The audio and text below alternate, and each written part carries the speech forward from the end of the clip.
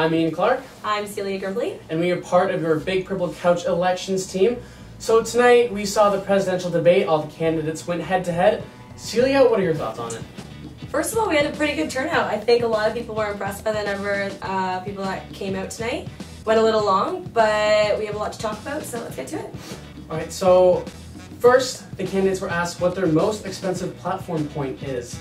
Right off the bat, I guess John's was his crisis line for mental health issues. He said it's going to be run throughout the night, 7 p.m. to 7 a.m., and having the number of people to run it and volunteer and all that kind of stuff will be a lot of money.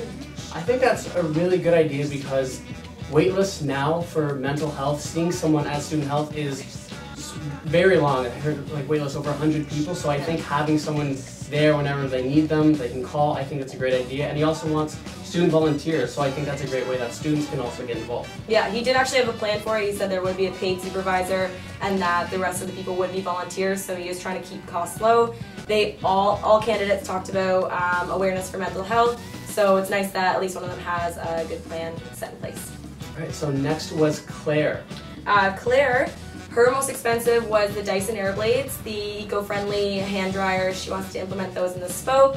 I think a lot of people are concerned about that. They might not see it as a priority, but I mean, if she talked about sustainability and them being good for the long run, so even though it might be expensive, and she even talked about leasing options, which is kind of nice. So she's done a little bit of research and been able to, support her. I like the whole environmentally friendly aspect of it, and if it's one of those hand dryers that actually gets your hands dry, I might be a little bit more for it, but I do believe that there are more important things that could be focused on. Right, yeah, absolutely. So next up was Logan, and her most expensive platform point was more concerts, especially during Frost Week, and she wants some beer gardens there. I think it's really fun, but then again, like Claire's, there are more important things that can be done. So what are your thoughts on it? I think that there are more important things that can be done, but in terms of being the most expensive, I think it's the most expensive, so it might not get done anyway. So I mean, it's nice that the least important one is going to cost the most money, right? Because if the most important one costs the most money, I think I would be a little bit more concerned then, because then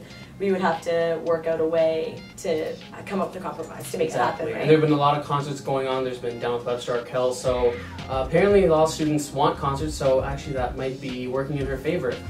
Next is Adams, and his most expensive one would be Sushi Wednesdays in the Wave. And I think sushi's a huge craze. Everyone loves it. Well, most people do. I love it. Yeah. So I don't know why that would be so expensive, to be honest. I think they would just be worried about committing to something like that and being able to bring in the amount of sushi that they would have to use to keep it running without the interest level being where they want it to be, right? So they already have Pad Thai Tuesdays and I think Fish and Chip Fridays at the Wave, so another day I guess wouldn't be too terrible for them to implement, but would it generate the interest that he said it would be a pilot project, so I guess depending on how popular it is and how much, I guess, money it makes, it could be scrapped easily. So, all right, next point, they were asked what they would start immediately if elected tomorrow. John, he said he would continue to campaign, which I think is a pretty good idea. I think it's good that if he was elected right away, he would want to make sure that people made the right decision, and I think that would be one of the things that he would probably want to talk to them about. And if he's president, then he can actually start asking real questions and wanting to seriously get on the way to making decisions. Yeah, exactly. He said that he wanted to keep talking to first-year students and go to all the residences, and he seemed really passionate about that too. And he said something about offering a coupon for like 50% off CLT at the Spoke, and I think that's really cool to be able to do that. And yep. I don't know, Spoke Food's a really big part of Western, so I don't know, I think that'd be really great. And the first years, need to get involved. They're new here, they don't really know anything that's happening, so I think, first years definitely need to be targeted more. Yeah, students love deals. Promoting the Spoke, there's nothing wrong with that. Exactly. Claire really was promoting her anti-office hours throughout the whole campaign. I think that's a really great idea. A lot of the candidates are saying bring the USC down from the 3rd floor to the 1st floor where all the students are. The only issue that I have with that is doing it right off the bat. Will people be able to approach her right away?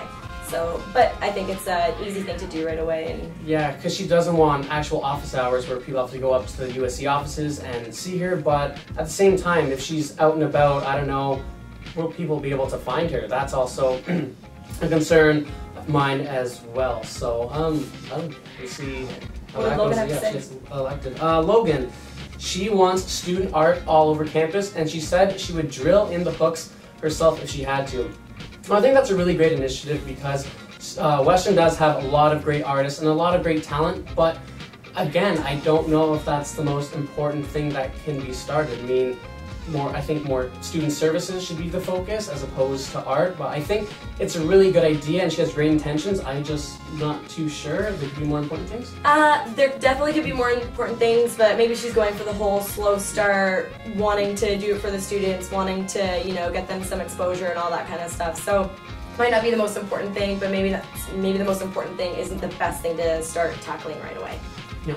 And then Adam, he said that he wants increased lab opportunities for science students because I guess, I'm not in science so I would know, but they don't have the opportunity to have a lot of lab time and do a lot of lab work. I guess that's great for science students, but for those not in science, I feel like he's kind of leaving out a large majority with them. Yeah, and like I was just saying with Logan, it's almost like he's doing the opposite and starting off at a big project because he said during the debate that it wasn't going to be a small task and that it would take a while to sort of get going. Being a science student, I did get a lab opportunity last year. I applied for work study and managed to get some work in a lab, helping out a master's student. So they do exist. You might have to look a little bit harder, and he's helping to get those science students this opportunity. But I think, like you said, importance, you're leaving out some students. So exactly. Next thing, flaws. Flaws. That was a fun question that was asked. The candidates were asked to point out flaws in each other's campaigns. So first off was John. Library cam safety. I think it was Claire who didn't feel so good about that one. She said that if she was the only person on the floor of the library, she would feel bad or feel uncomfortable with people tweeting about it and having everyone come, or she would feel like her safety was at stake, right? And I understand that. But I'm sure some of the things on their platforms were addressed in fully, so hopefully we'll get to hear a little bit more about these flaws as the campaign continues. Exactly. Speaking of Claire, fall reading break was her flaw that she was kind of attacked for. They've said that they've been trying to implement it for a while, but it's just going to take a lot longer than her candidacy or her term if she were to become president. So even though that's something on her platform, I think that's something they've been trying to deal with for a while. So I think it's kind of put on the back burner a little bit. Exactly, and I think that's kind of out of her jurisdiction. I know tonight they tried to make it clear that the USC president can't do everything. They have to work with other people, and they don't make the ultimate final call. So I know some of the candidates try to get that point across tonight, which is a good one because I feel like students kind of put too much. Well, they think the president has too much power, so I think that was great that they tried to draw that line tonight. And I think Fall Reading Week, I think it's a good idea because we have it in winter. Why not fall as well? All the universities have it. Why don't we? So I think it's definitely something that should be looked into. However, I don't know if it'll be accomplished this year or any year at all, to be honest. I think actually, just touching on that, was something that they mentioned a lot was some of the things on their platform were things that are already being done at other universities, so it does give their platform ideas a little bit of hope that they might actually happen in the future. So. Exactly.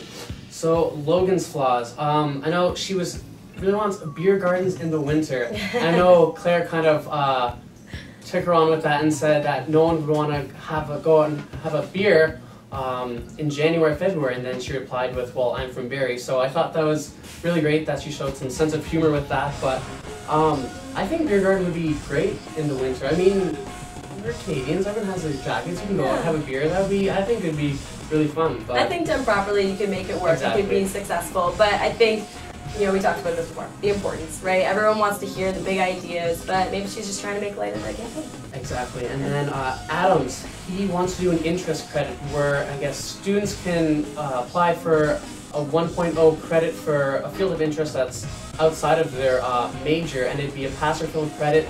I'm not too sure how that works entirely, how it would fit into your schedule, and if there's pass or fail, how does the grade work into that? So I know John kind of criticized him for that, and how it'd be a lot of applications because everyone would be applying and it'd just be kind of bedlam for I think there's offices. I think there's some unanswered questions with that one, so that might be, and I think the feasibility of it would be crazy. I think we're gonna talk lastly sort of about orientation week, because I think a lot of people want to hear a lot about that, and it wasn't actually talked a whole lot about during the debate. Let me put that out. John says that changes are being poorly communicated, and I think I agree with him on that, and I think that a lot of students will also agree, because everyone is, the biggest feeling I think around orientation week right now is confusion, and they're not really sure what's changing and all that kind of stuff.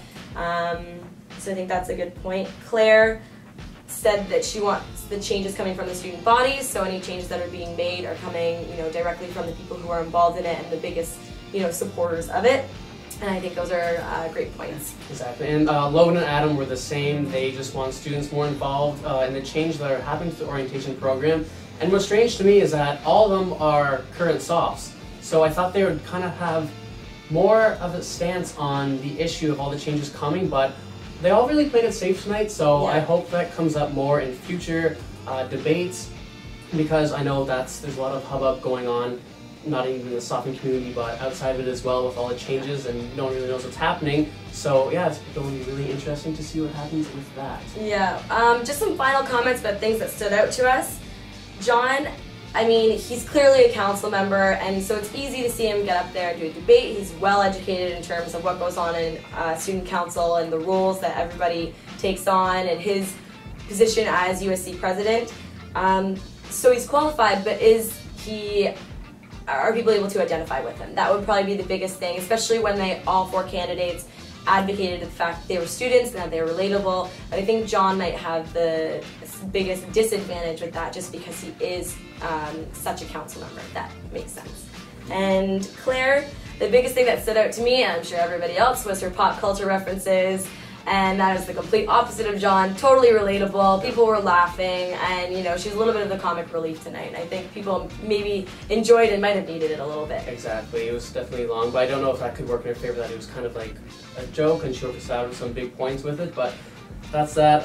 Just quickly, Logan, she has no USC experience, but I was really impressed. She actually handled herself quite eloquently, and knew a lot more than I thought that she would. And then Adam, I like when he said he wants to take the ego out of the USC. I'm not entirely sure what he means by that, but just bring it more down to students and make it more identifiable with them. Yeah. So I commend him on that. So be sure to check out our 2-on-1 interviews happening in the Spoke tomorrow with our host, Christine Clark. If you want to follow us on Twitter, I'm Clark Ian BPC. I'm at Celia Grimbley, and Christine is at cclark19 at BPC. Yep, so you can follow us for all updates happening through elections, and be sure to join us for the rest of the things that are to come. See you later.